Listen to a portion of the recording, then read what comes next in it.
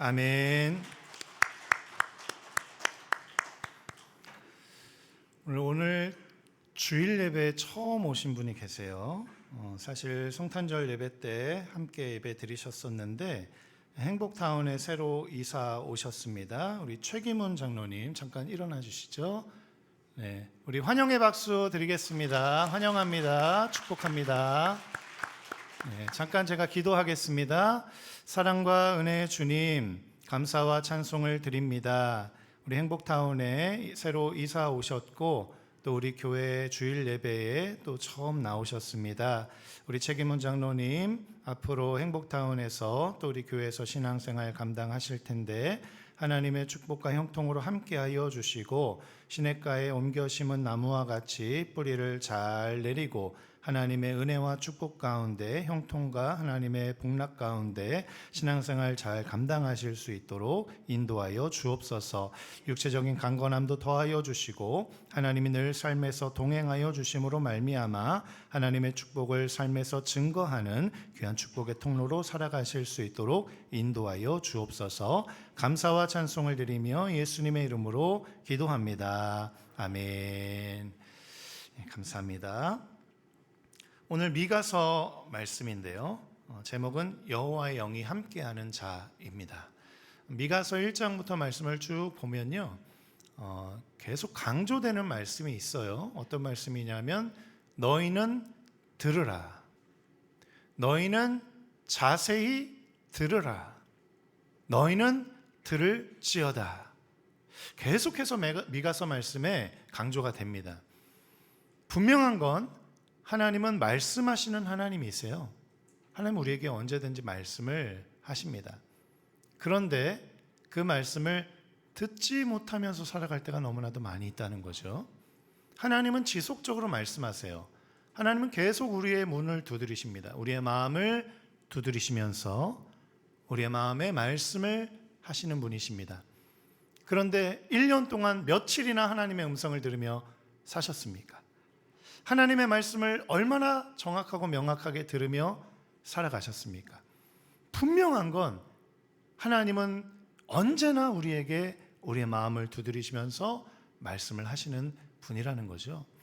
그런데 그 음성을 듣고 못하고는 우리의 또 책임이 일부 있습니다. 그래서 하나님은 미가서 말씀을 통해서 항상 우리에게 말씀하시는 하나님, 그 말씀을 듣기를 원하시는 하나님이시라는 거예요. 그렇다면 우리는 하나님의 백성들로 그 말씀을 들어야 되겠죠. 그 말씀을 듣고 순종해야 되겠죠. 언제든지 우리는 하나님의 음성에 귀 기울이면서 살아가야 돼요. 왜냐하면 하나님은 항상 우리에게 말씀하시고 계시기 때문이죠. 그리고 그 말씀을 들을 때 우리는 하나님의 축복과 형통과 평안 가운데 살아갈 수 있기 때문입니다. 그래서 우리는 하나님의 음성에 귀 기울여 들어야 돼요. 오늘 미가 선지자는 이스라엘 백성들에게 너희는 들으라, 너희는 자세히 들으라, 너희는 들을지어다 말씀하시면서 이스라엘의 죄악과 허물에 대해서 지적하고 있습니다. 그리고 하나님의 심판에 대해 경고하고 있습니다. 왜 그러냐면 그 당시에 지도자들이, 통치자들이 정의를 행해야 되는데, 공의를 행해야 되는데 정의를 행하지 않았어요.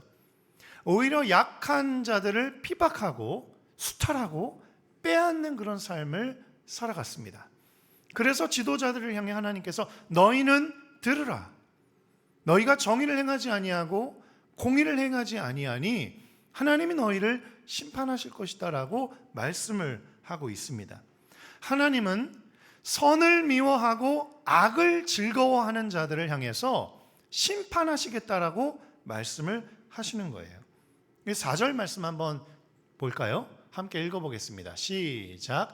그때에 그들이 여호와께 부르짖을지라도 응답하지 아니하시고 그들의 행위가 악했던 만큼 그들 앞에 얼굴을 가리시리라. 아멘. 악을 행했을 그때에 어떤 일이 벌어지냐면 하나님이 그들에게 얼굴을 가리십니다. 악을 행하면 하나님의 얼굴이 가리워져요. 그래서 그때에라고 되어 있잖아요. 4절 초반에 그때에 하나님의 얼굴을 가리신다는 거예요. 그럼 그때가 언제냐? 하나님의 얼굴이 가리워지는 그때가 언제냐? 악행을 행할 때 하나님이 얼굴을 가리신다는 거예요. 지금 우리가 예배를 드리러 이 자리에 나왔습니다. 예배는요, 1시간 묵찬 기찬 설기찬 묵도하고 기도하고 찬양하고 설교 듣고 찬양하고 이게 예배가 아니고요. 예배는 하나님을 만나는 게 예배입니다. 이 시간에 오셔서 하나님을 만나고 돌아가셔야 돼요. 1시간 앉아만 있다가 돌아가시면 안 되고, 이 시간에 예배에 와서 하나님을 만나고 하나님의 음성을 듣고 그 말씀에 변화되고 하나님의 축복을 받고 돌아가셔야 돼요. 그러려면 하나님의 얼굴을 봐야 돼요. 하나님을 만나야 돼요. 그래야 하나님의 축복이 우리에게 찾아와요. 그런데 중요한 건 예배 드리러 나와도 하나님을 만나지 못하고 돌아갈 때가 있어요. 예배 드리러 왔는데 하나님의 축복을 받지 못하고 돌아가요. 예배 드리러 왔는데 하나님의 음성을 듣지 못하고 돌아가요. 예배 드리러 왔는데 하나님을 면전에 보지 못하고 돌아가요. 그거보다 불행한 일이 없습니다. 그런데 왜 하나님을 만나지 못하느냐? 왜 하나님의 축복을 받지 못하느냐? 왜 하나님의 임재를 누리지 못하느냐? 왜 하나님의 음성을 듣지 못하느냐? 하나님의 사랑과 은혜를 우리 가운데 충만하게 경험하지 못하는 이유가 무엇이냐? 바로 우리의 삶에 죄악이 있기 때문이에요. 예배 드리는 그 시간이 문제가 아니라요, 이 시간에 와서 다 찬양하죠. 이 시간에 예배 자리에 와서 다 기도하죠. 안 하는 사람이 어디 있습니까? 예배 시간이 문제가 아니라 예배 시간 이후에 삶의 터전으로 돌아가서 그 삶의 현장에서 악행을 하면 아무리 하나님 앞에 예배드리러 나와 있다 할지라도 하나님이 얼굴을 가리시는 거예요. 하나님의 축복이 임하지 못하는 거예요. 중요한 건 예배 시간도 중요합니다. 주일 성수 해야죠. 나와서 기도하고 찬양하고 예배 드려야죠. 그런데 더 중요한 건 예배 시간에 하나님을 만나야 되잖아요. 하나님의 음성을 들어야 되잖아요. 하나님의 축복을 경험해야 되잖아요. 그러려면 하나님의 얼굴을 봐야 되는데, 하나님의 얼굴을 보려면 우리의 삶의 현장에서 하나님이 미워하시는 악을 제거하고 하나님이 기뻐하시는 선을 행해야 돼요. 그런데 이스라엘 백성들은 예배는 잘 드렸습니다. 여러분 이스라엘 백성들은요, 우리보다 예배 더 잘 드렸어요. 제사를 아침에 드리고 저녁에 드리고 상번제로 드렸고요, 절기마다 예배를 드렸고요, 절기도 일주일 내내 예배를 드렸고요.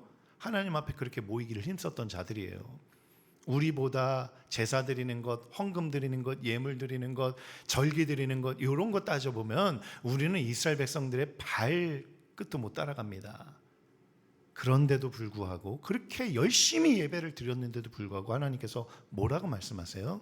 내가 너희들의 얼굴을 가리겠다. 내가 너희들 앞에서 얼굴을 가리겠다. 내가 너희들 축복하지 않겠다는 말씀이세요. 아니, 예배를 그렇게 열심히 드렸던 자들에게 하나님이 왜 얼굴을 가리시겠다고 말씀하십니까? 그들의 삶의 현장에서 거룩하지 못했기 때문이에요. 진실되지 못했기 때문이에요. 삶의 현장에서 정의를 행하지 않았기 때문이에요. 공의를 행하지 않았기 때문이에요. 사랑과 인애의 삶을 베풀지 않았기 때문이에요. 나보다 연약한 자들을 갈취하고 빼앗는 일을 했기 때문이에요. 하나님은 예배 드리는 그 시간도 중요하게 여기시지만 더 중요한 건 우리의 삶의 현장에서 드려지는 삶의 예배를 더 중요하게 여기신다는 거예요. 그 삶의 예배가 무너지면 아무리 주일 예배 때 나와서 거룩한 모습으로 예배를 드린다 할지라도 하나님이 얼굴을 가리실 수 있다는 거예요. 그래서 이 예배 시간은 하나님을 만나는 시간입니다. 하나님과의 만남을 통해 우리의 죄와 허물이 씻겨지는 시간입니다. 하나님과의 만남을 통해 고갈되고 갈급했던 우리의 심령이 폭포수와 같은 하나님의 은혜의 단비로 채워지는 시간이에요. 우리가 새로워지는 시간이에요. 하나님 앞에 복받는 시간이에요. 정말로 진실되게 하나님의 은혜와 사랑 가운데 하나님을 만나는 역사가 이 예배 시간에 있기 위해서는 삶의 현장에서 우리의 삶이 사랑을 베푸는 삶, 인애를 베푸는 삶, 공의를 베푸는 삶, 정의를 행하는 삶, 하나님의 거룩한 백성으로서의 삶, 삶의 예배가 드려져야 이 예배 시간에 하나님을 만날 수가 있게 되는 것이죠. 그런데 11절 말씀 한번 띄워주시면 제가 한번 읽어드리겠습니다.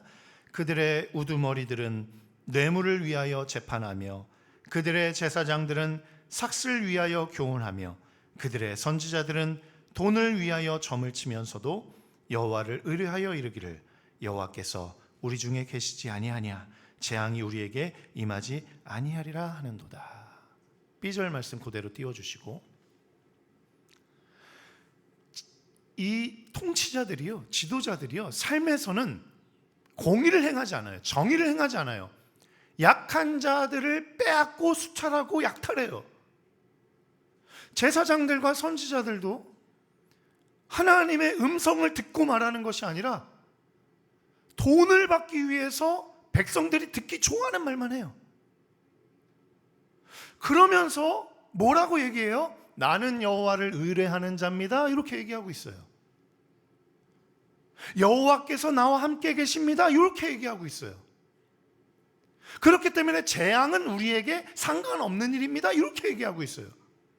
삶에서 정의를 행하지 않고 공의를 행하지 않고 사랑과 인애를 베풀지 않으면서 오히려 약한 자들을 권력을 가지고 빼앗고 수탈하고 약탈하면서, 그러면서 주일에는 예배드리면서 나는 예배드리는 자이기 때문에, 나는 크리스천이기 때문에, 나는 하나님의 백성이기 때문에 하나님이 나와 함께 하시고 나는 하나님을 의지하는 자이고 하나님이 반드시 나에게 복 내려주실 것이고 하나님이 나에게 재앙을 내리시지 않을 거예요 라고 지금 말하고 있는 거예요.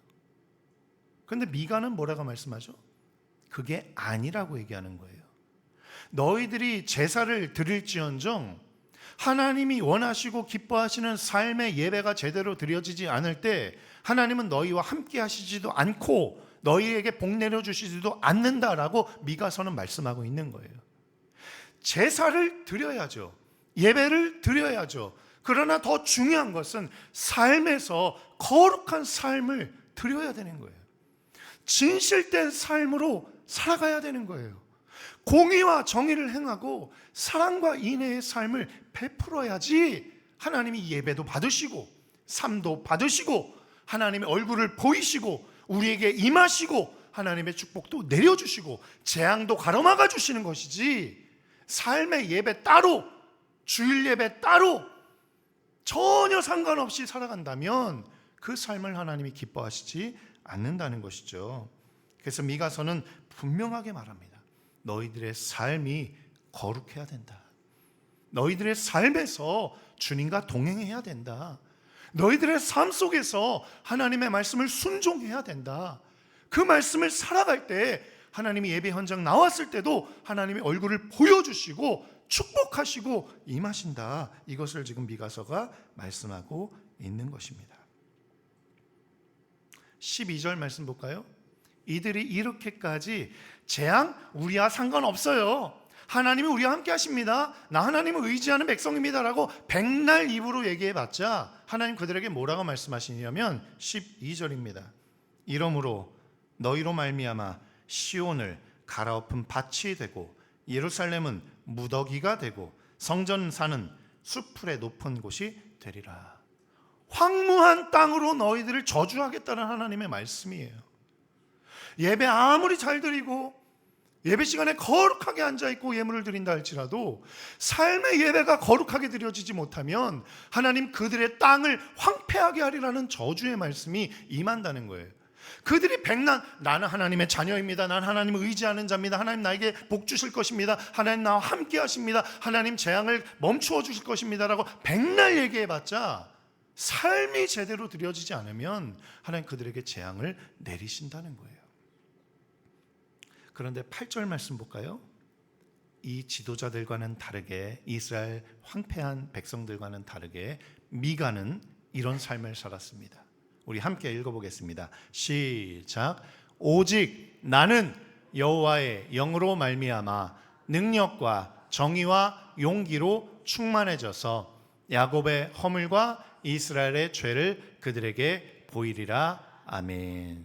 미가는 이런 삶을 살았어요. 성령으로 말미암는 삶을 살았습니다. 여호와의 영으로 말미암아 살았습니다. 이 얘기는 내 뜻대로, 내 생각대로, 내 판단대로 산 것이 아니라 성령님이 원하시고 기뻐하시고 지시하는 뜻에 따라서 순종하며 살았다는 것을 얘기하죠. 성령 안에 살고 성령으로 살고 성령의 능력으로 살았다. 그것이 능력과 정의와 용기가 충만한 삶입니다. 그런데 성령 안에 사는 삶이 어떤 삶이냐? 맨 밑에 붉은 글씨, 야곱의 허물과 이스라엘의 죄를 그들에게 보여주었습니다. 보여주었어요. 그들이 어떤 죄악 가운데 살아가는지, 어떤 허물 가운데 있는지를 보여주었어요. 죄를 보여주었어요. 상대방의 죄를 보여주는 삶을 살려면 나도 죄를 짓고 허물 가운데 살아가면 안 돼요. 상대방의 죄가 드러나려면 나는 정결하고 깨끗하고 거룩한 삶을 살아야 상대방이 더러운 것이 보입니다. 똑같이 갯벌에서 뒹굴다가 네가 깨끗하니 내가 깨끗하니 말할 수 없어요. 갯벌에 뒹군 사람과 갯벌에 들어가지 않은 사람은 명백하게 다릅니다. 깨끗한 사람과 더럽혀진 사람 마찬가지예요. 상대방의 죄를 보여주려면 나는 죄 가운데 살아가면 안 돼요. 허물 가운데 살아가면 안 돼요. 미가는 하나님의 성령 안에 살아가는 자로서 삶이 거룩하고 정결하고 깨끗하고 진실되고 사랑과 인애를 베풀며 공의와 정의를 행했던 자예요. 그러니까 그런 미가 옆에 다른 사람들, 통치자들, 지도자들이 서 있었을 때 그들의 죄악이 밝히 드러나게 되는 거예요. 하나님이 우리에게 말씀하십니다. 너희는 세상의 빛과 소금이라 말씀하세요. 세상의 빛과 소금의 역할을 감당하기 위해서는 내가 밝히 빛나야 돼요. 어두운 세상의 빛으로 사명을 감당하려면 세상과 똑같이 죄 지으면서 악행을 저지르면서 살아가면 안 돼요. 미가는 하나님의 영 안에서 정결하고 깨끗한 삶의 예배를 드렸던 자입니다. 제사와 삶이 분리된 것이 아니라, 예배와 삶이 분리된 것이 아니라 예배 때도 거룩하고 삶에서도 거룩한 삶을 살았던 거예요. 예배 때도 입술로 예배하며 하나님을 찬양하고 삶에서도 다른 사람들에 비해서도 떳떳하게 정결하고 거룩한 삶으로 보여줄 수 있는 그런 삶을 살아가는 것이죠. 사랑하는 성도님들, 제사와 삶이 분리된 것이 아니라 동일한 진실된 거룩한 예배자로, 삶의 예배자로, 또 주일 예배의 예배자로 그렇게 살아가시는 일관된 신실하고 진실된 자들로 살아가시길 간절히 축원합니다. 내년도 표어가 가서 제자 삼으라예요. 우리 한번 따라해 보겠습니다. 시작. 가서 제자 삼으라. 아멘. 제가 가서 하면 여러분들 제자 삼으라 한번 해보겠습니다. 가서. 아멘. 하나님께서 우리에게 한 가지 사명을 주셨습니다. 세상에 나가서 제자를 삼으라는 거예요. 제자를 삼으려면 세상과는 다른 모습으로 우리가 살아야 되겠죠. 우리를 따라오려면, 우리를 따라와서 예수님께로 인도되려면 세상과는 다른 모습으로 우리가 살아야 세상 사람들이 우리를 보고 또 우리 따라올 수 있겠죠. 예수님께로 인도되어 올 수 있겠죠. 우리도 미가와 같은 삶을 살아야 됩니다. 하나님의 성령으로 충만한 삶을 살아야 돼요. 성령으로 충만한 삶은 예배 때만 박수 크게 치고 찬양 크게 하는 것이 아니라, 기도만 크게 하는 것이 아니라, 물론 그것을 해야 되지만 더불어서 삶에서 다른 사람들 앞에서 진실되고 정결하고 거룩한 삶을 보여주는 삶을 사는 것이 성령 안의 삶이고, 그렇게 우리가 정결하고 거룩한 삶을 살아갈 때 이 세상 속에서 살아가는 많은 무리들이 우리의 그런 거룩한 삶, 예배자의 삶을 바라보고 우리를 쫓아 예수님께로 인도되어져 오는 것이죠. 가서 제자 삼으라. 우리의 의지로 할 수 있는 일도 아니고 우리의 능력으로 할 수 있는 일이 아니라 우리가 성령으로 충만할 때, 하나님의 영에 서로 잡혀 있을 때, 삶의 예배자로 서 있을 때, 그때 삶의 현장에서 하나님께서 자연적으로 우리를 통해서 하나님께로 인도하시는 줄 믿으시기를 축원합니다. 내년 한 해 가서 제자 삼으라. 이 하나님의 사명을 감당하실 때 먼저 삶의 예배자가 되시기를 축원합니다. 삶의 현장에서 하나님의 영으로 충만한 삶을 살아가시는, 진실과 공의로 살아가시는, 사랑과 인애를 베푸시는 그런 주님의 백성들로 살아가시기를 간절히 축원합니다. 주님의 사명 감당하는 제자 삼는 자들로, 제자 삼는 제자들로 우리 모든 성도들, 우리 김천은혜 교회가 그렇게 주님의 명령을 따라서 분부를 본받아서 그렇게 사명 감당하는 한 해 되시기를, 그래서 하나님의 축복과 형통을 누리시는 우리 모두가 되시길 간절히 축원합니다.